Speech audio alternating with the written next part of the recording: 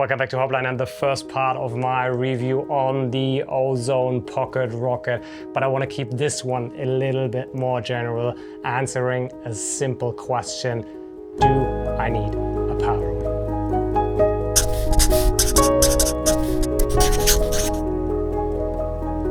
Taking notes for a long-term review on the Ozone Pocket Rocket, I realized how big of a topic this actually is.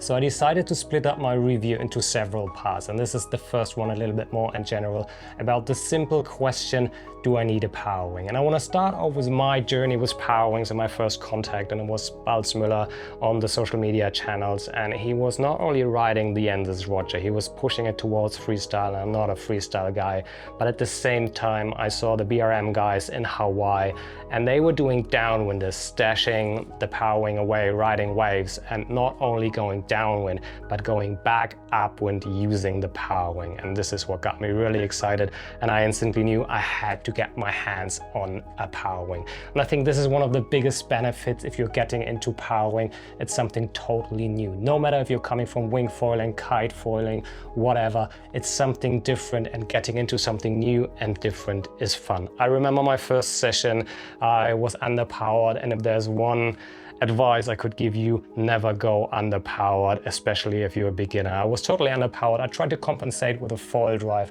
and I ended up being totally tangled in the parawing. I was drifting down the river. Lucky me, I caught a tanker wave and I could go wake thief back up to where I came from. It was more than 2 kilometers, but the benefit was I was leaving the water with a massive smile. Now I got totally tangled. I did not manage to ride more than a few hundred meters with a parawing up in the air. But at the same time, I was having a very good time. And this is when you get into something new. It's just fun, and your learning curve is a lot bigger. If you're wing foiling or if you're kite foiling and you're getting to a certain performance level, it's so much harder to push further. But with a parawing, getting into something new, it feels like cheating, because every time you come back at the beginning from a session, you really covered some ground, and this just feels amazing. And this leads me to the second benefit, and this is how I ride, and I'm absolutely loving it. I do have a background in prone surfing, and this is what I really enjoy. Same with prone foiling, because your hands are free and all you have is your board. And the parawing in terms of riding style is very close to that. You can ride one-handed if you want to. You can have both hands like a wing, but I prefer just to go flagged out with one hand and then you swap hands. And if you pull it above your head, it's kind of flagged out, and even if you don't stash it, it gives you a very free feel, a lot of freedom. Less is more for me, and this is probably the biggest benefit for me in terms of riding a parawing.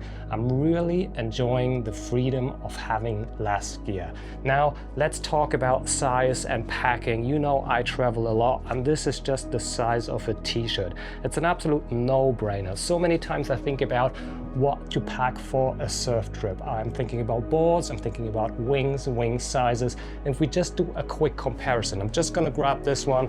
This is a Slingshot NXT, and you can just see the size comparison. Now the boom is still attached to this one, but this, like I said, is the size of a t-shirt. It's an absolute no-brainer. I would rather take this one instead of a t-shirt. And it's the same if you're just heading for a session, a pump session or whatever.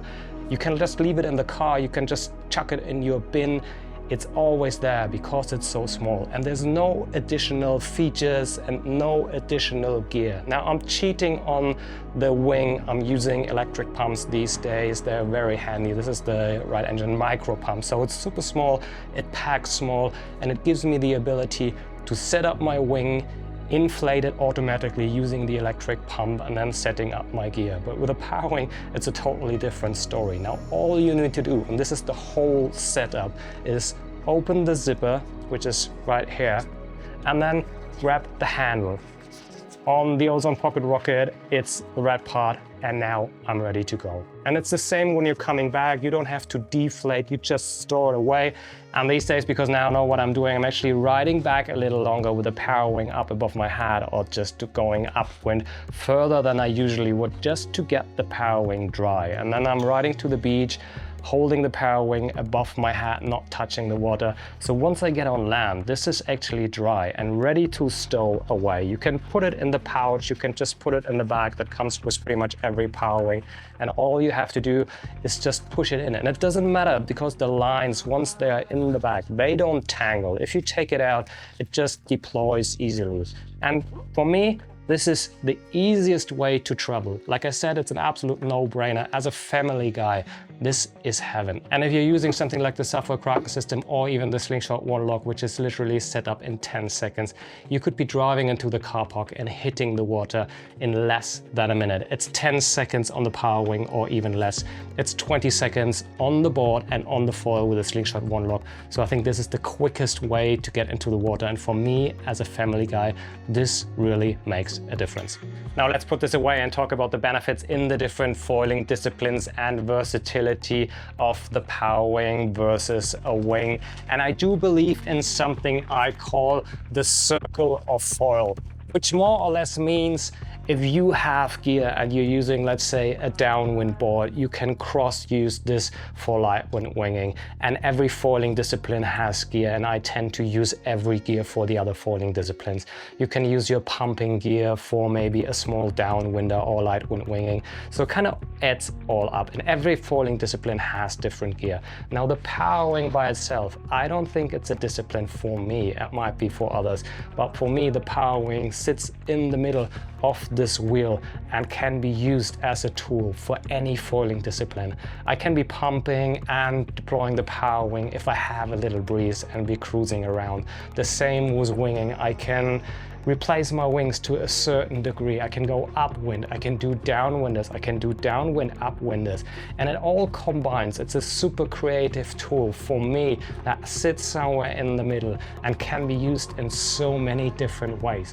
And I think getting out there, doing creative stuff. I've seen people doing crazy stuff with power wings. You can do it on land, you can get on a skateboard.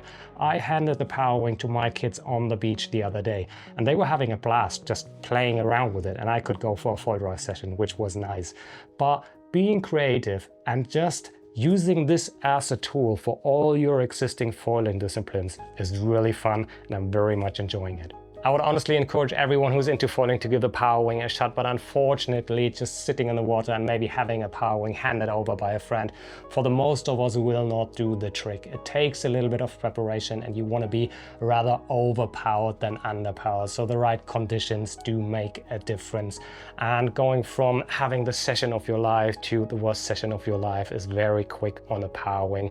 If you compare it to a wing, there's no airframe, no structure, so it does collapse, it comes down, and you can get tangled, and that can become a little bit frustrating. It's fun at the same time, but if you prepare yourself, if you try the handling on, let's say, a beach, if you're going out on a skateboard, getting into a few jibes and tags, and you have the right conditions, like I said, rather too much wind than not enough wind, it's so much fun. And like I said at the beginning, your learning curve is super steep, so it's super fun. Try it, give it more than one shot, and I absolutely believe everyone will see the benefit of power wings and the huge potential. So now that we know that we need a power wing, the next question is, which one is the best for 2025 and 2026? And this is exactly the answer I will give you in my next video. So make sure to follow my channel, and I'm very much looking forward to see you back here again.